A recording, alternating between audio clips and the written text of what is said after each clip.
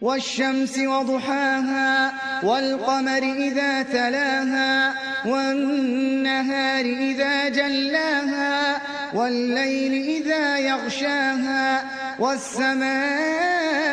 وما بناها والأرض وما طحاها ونفس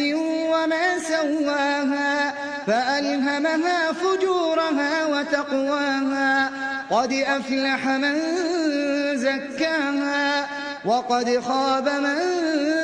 دساها كذبت ثمود بطغواها إذ انبعث أشقاها فقال لهم رسول الله ناقة الله وسقياها فكذبوه فعقروها فدمدم عليهم ربهم